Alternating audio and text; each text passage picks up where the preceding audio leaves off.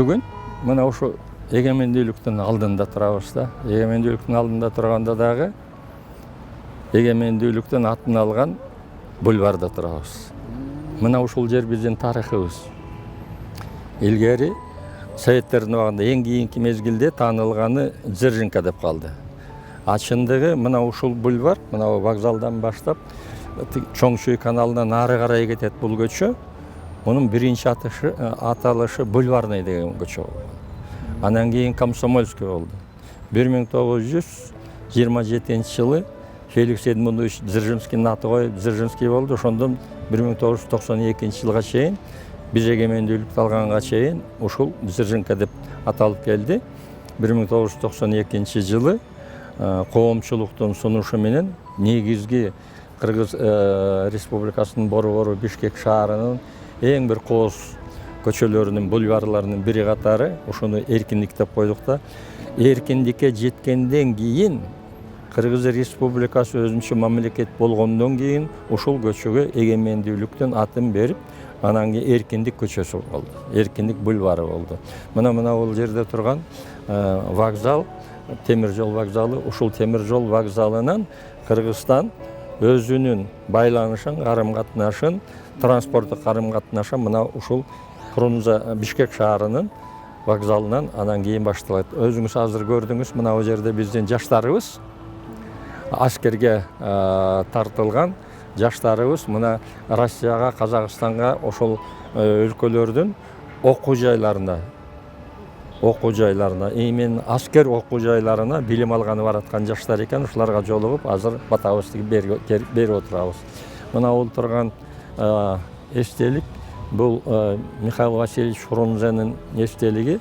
Биздин Бишкек шаарыбыз 1926-жылы биздин жердешибиз Советтер Союзунун көрүнүктүү аскер башчысы болгон мына Михаил Васильевич Фрунзенин аты коюлган. Ошондон 1991-жылдын 5-февралына чейин биздин мына бул шаарыбыз Фрунзе шаары деп аталып келди. Эгемендүүлүккө чейин 1991-жылдын 5-февралында Жогорку кеңеш, кийин тарыхка легендарлуу парламент деп кирген Жогорку кеңеш ушул чечимди кабыл алып, Бишкек шаарынын өзүнүн тарыхый атын алып келип, кайра Бишкек деп койдук. Мына ушул Бишкек деген шаарды өзүнүн тарыхый атын кайтарууга ошол кездеги Жогорку кеңештин, легендарлуу парламенттин эмгеги өтө жогору. Ал эми сиз айткандай Кыргыз Республикасынын эгемендүүлүгү жөнүндө биз 1990-жылдын 15-декабрында Кыргыз Республикасынын эгемендүүлүгү жөнүндө декларация кабыл алганбыз, суверендүүлүгү жөнүндө.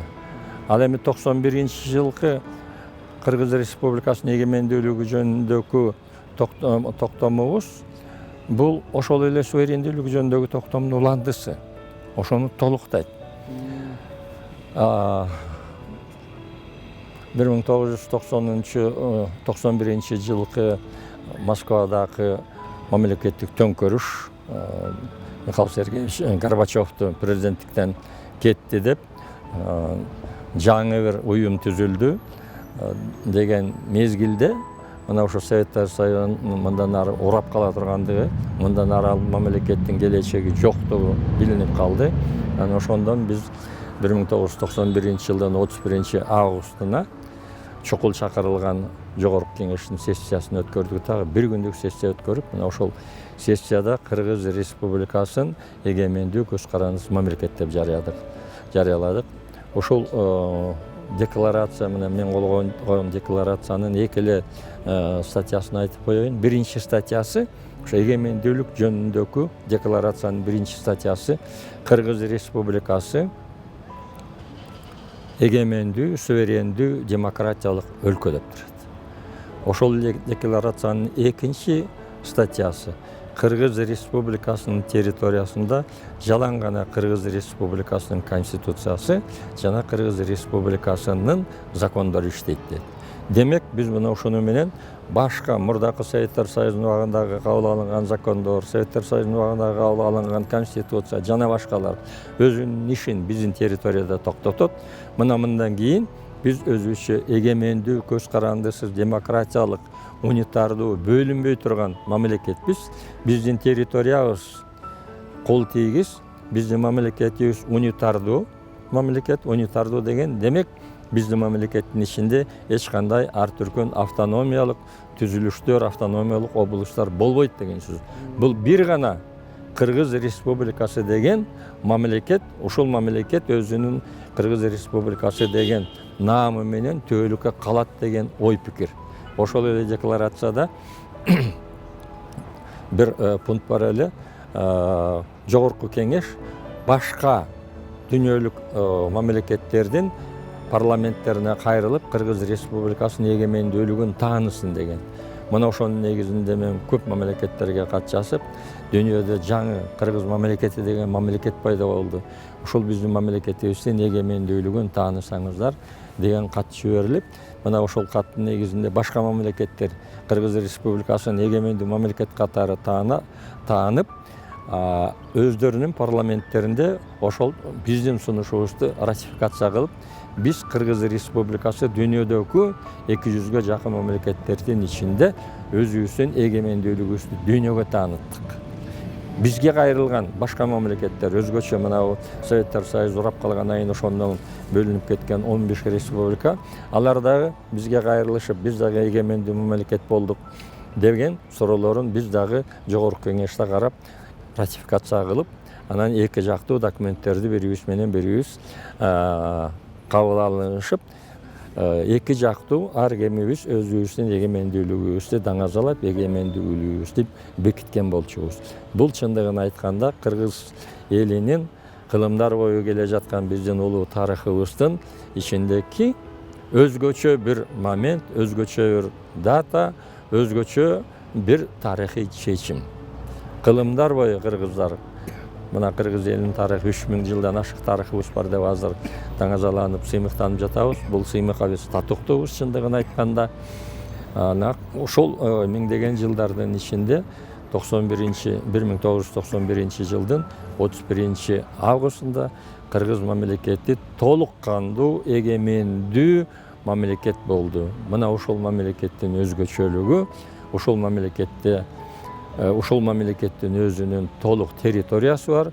Бөлүнбөс, жарылбас Кыргыз Республикасы деген мамлекеттин территориясы бар. Ушул мамлекеттин ичинде жашаган, ушул мамлекетке өзүнүн атын берген кыргыз эли бар. Жана бүт кыргызстандыктар бар. Ушул кыргыз эли, кыргызстандыктар баары биригип өздөрүнүн шайлап алган бийлик бутактары бар. Мунун ичинде президент бар, мунун ичинде жогорку кеңеш, өкмөтүбүз, жергиликтүү уюмдар, жергиликтүү бийлик бутактары жана башка. Демек, биз дүйнөдөгү мамлекеттер менен тең катар өзүбүздүн эгемендүүлүгүбүздү элибиздин биримдиги менен ушул мамлекетте жашаган канча гана улуттар болбосун, ушул мамлекет менин мамлекетим, мен ушул мамлекеттин жаранымын деген түшүнүктү толугу менен түшүнүп, ошону өздөрү аң сезими менен түшүнүп ушул мамлекетти коргоп, ушул мамлекетте жашап, ушул мамлекеттин көрсөткөн жардамын алып, жана ушул мамлекетти чыңдоого ар бир кыргыз жараны, кыргызстандык жаран өзүнүн ыйык милдети катары мына ошону сактап, ошого ишенип, ошонун негизинде жашап келе жаткан мамлекетке айландык. Бүгүнкү Кыргыз Республикасынын эгемендүүлүгү бул дагы бир жолу кайталап айтып коеюн, көптөгөн кылымдар миңдеген жылдардын ичинде кыргыз элинин эңсеп, ошого аракет кылып, биз дагы өзүбүзчө мамлекет болсок деген үмүтү, тилеги, жүргүзгөн иштери, күрөшкөн өздөрүнүн ошо керек болсо канжыганы, жанды канжыгага байлап коюп, тышкыдагы, ичкидагы душмандары менен канча жылдардан бери кармашып келаткан элибиз акыры эгемендүүлүккө жетти. Бул улуу тарыхый күндү биз эч убакта унутпашыбыз керек. Жана бул улуу тарыхый күндү кылымдар бою сактап калышыбыз керек. Бул күн 31 августтун мааниси ушунда. Мындан кийин эч убакта мындай декларация кабыл алынбаш керек. Мындай майрам болбош керек. Бул жаңгыз гана 31 август мындан ары Кыргыз тарыхында эгемендүүлүктүн күнү болуп кала бериш керек. Эгерде бул күн өзгөрсө, эгерде ошол декларация өзгөрсө, демек анда Кыргыз Республикасы мамлекет болбой калды деген сөз. Бүтүндүккө анда шек кетти деген сөз. Мамлекеттүүлүгүн, эгемендүүлүгүн жок кылды деген сөз. Кудай ошондон сактасын. Мына ата бабаларыбыз кылымдар бою ушул эңсеп келген күнгө биз 91-жылы жетип, эгемендүүлүгүбүздү аныктап, туубубузду көтөрүп, түтүнүбүздү булатып, Кыргыз мамлекети түзүлдү деген жакшы ой, пикир, каалообуз түбөлүк калыш керек да. Мына ушул күндү, ушул эгемендүүлүктүн башаты, эгемендүүлүктүн биринчи күнү Кыргыз тарыхында дайыма жаркыраган майрам күн катары, кызыл дата катары, элди кубандыра турган, элди бириктире турган ыйык күн катары кылымдар бою сакталып калыш керек. Ага, жана ошондо 36-жылдан бери Кыргыз Советтик Социалисттик Республикасы болуп келип атпадык беле? Ооба. Ошонун мыйзамдары бар болчу да, мисалы үчүн административдик кодекс же кылмыш кодекси жөнүндөгү мыйзамдар бар болчу да. Ооба. Анан биз 31-августта эгемендүүлүктү жарыялагандан кийин мурдагы конституциялар, мурдагы мыйзамдар, мындайча айтканда кайсы бир деңгээлде күчүн жоготту да. Анан жаңы мыйзамдар, жаңы конституция кабыл алынганга чейин ушул укуктук жагы кандай болду мамлекеттин? Абдан жакшы суроо берип атасыз. Советтер Союзунун составынан биз өзүбүзчө мамлекет болуп бөлүнүп кеттик деген күндөн баштап мурдакы сиз айткан Советтер Союзунун конституциясы, 1978-жылы кабыл алынган Кыргыз Советтик Социалисттик Республиканын конституциясы, закондор, башка чечимдер, ошолордун бардыгы тең иштеп турду. Себеби алардын бардыгын тең алып таштаганда законсуз талап пайда болуп калмак. Беззаконие пайда болмак, анархия пайда болмак. Ошондуктан мурдакы закондордун бардыгы тең иштеп турду. Легендарный парламенттин чоң эмгегинин бири, бул парламенттин чынында эмгеги өтө чоң, өтө жогору. Мына ушул чоң эмгегинин бири дагы мына ушундай болду. Жаңы курулган мамлекетибиздин конституциясын иштеп чыгуу. Тез аранын ичинде. Биринчи. Экинчи, конституцияны иштеп чыкканга чейин ар түркүн закондорго өзүбүздүн мына жаңы түзгөн мамлекеттин талабына, анын алдына койгон максатына жараша төп келе турган, иштеп жаткан закондорго өзгөртүү киргизиле баштады. Өзүбүзгө төп келе турган, өзүбүздүн кызыкчылыгыбызды коргой турган өзгөртүүлөр ошол иштеп жаткан Советтер Союзунун убагындагы кабыл алынган, ошол мезгилде Кыргыз СССРнин кабыл алынган закондору иштеди, бирок биз аларды толуктай баштадык. Мына жергиликтүү бийлик боюнча жергиликтүү бийликке чыныгы бийлик бериш керек эле.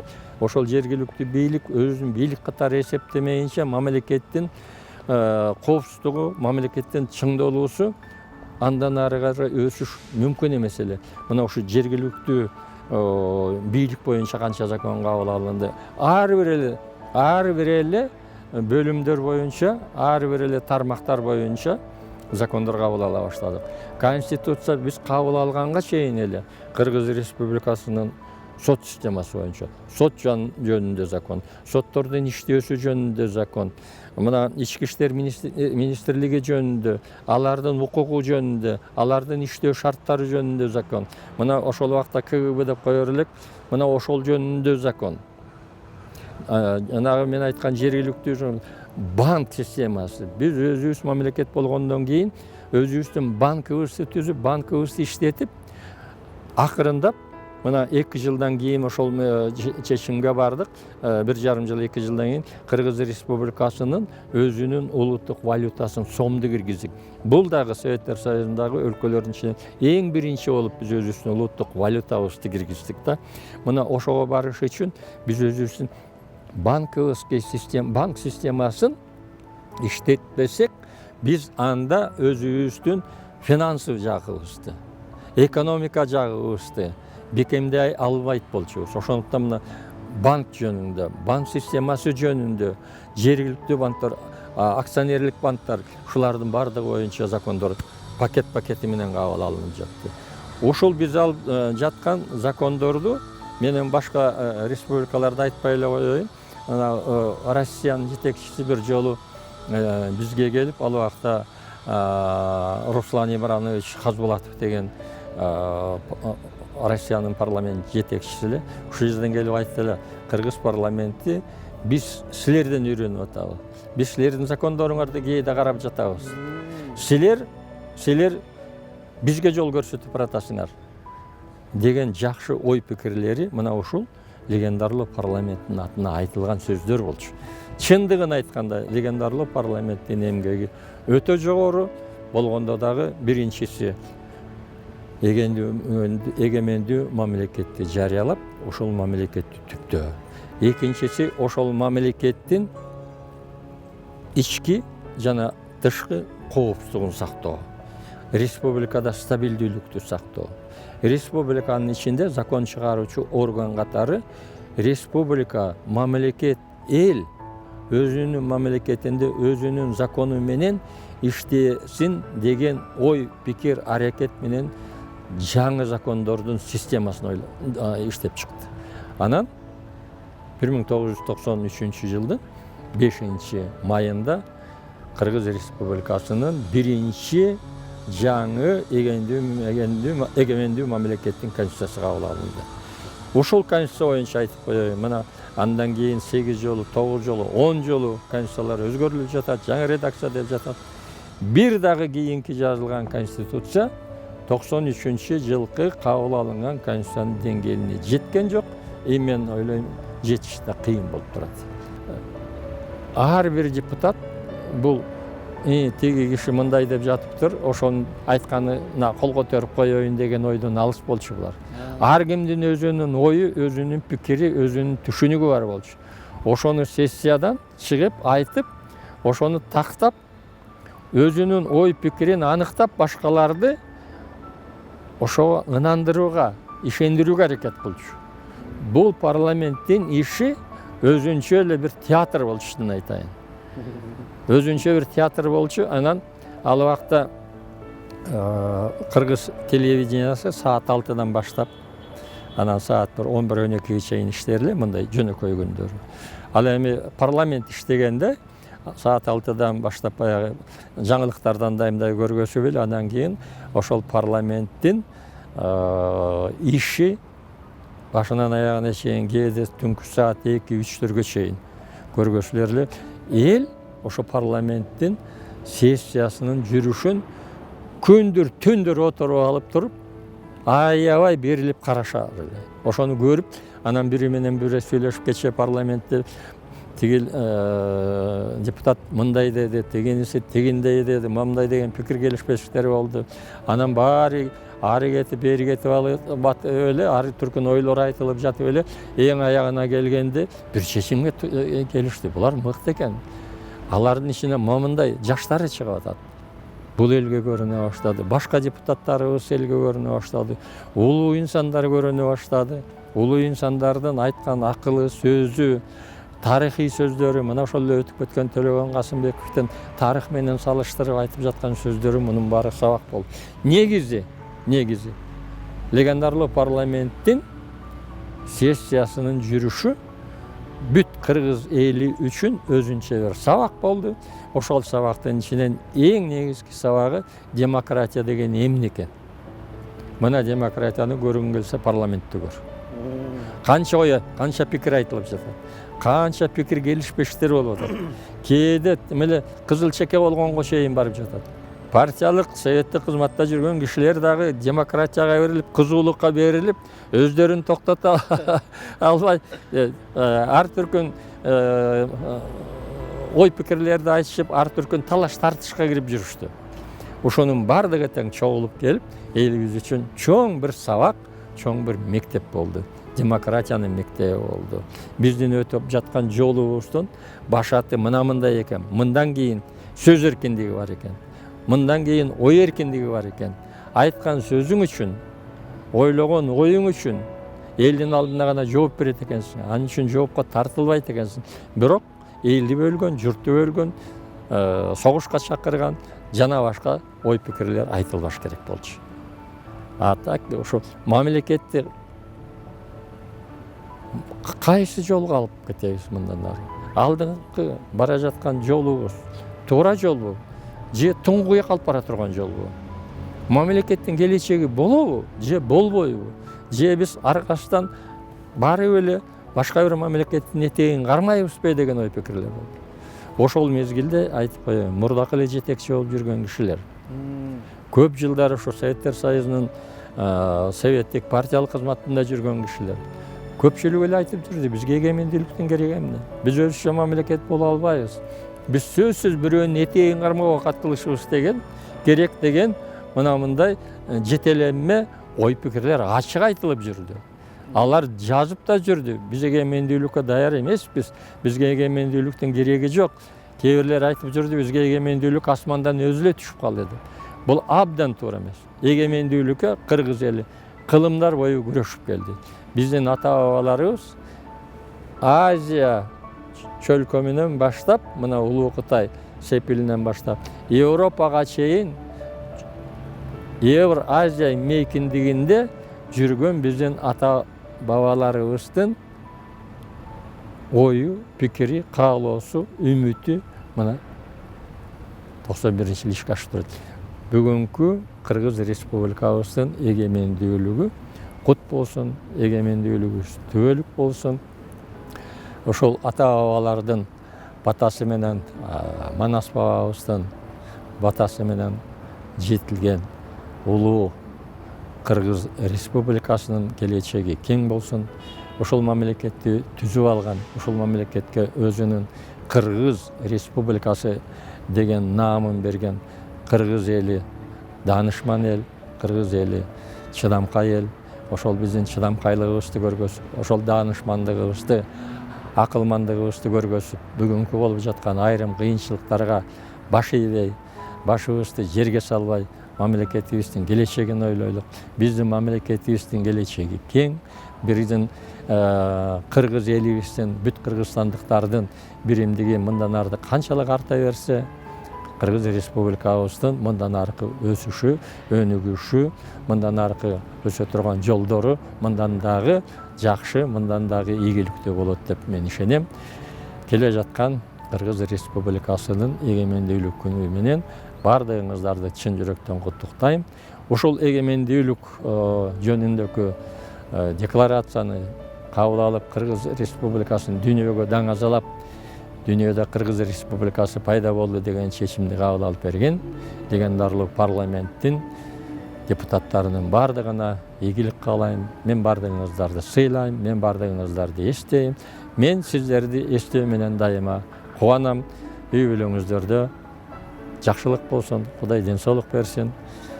Өзүңүздөр баштап, өзүңүздөр түзүп кеткен мамлекетти сиздердин балдарыңыздар, небере чөбөрөлөрүңүздөр, кыргыз эли, кыргыз журту уланта берсин.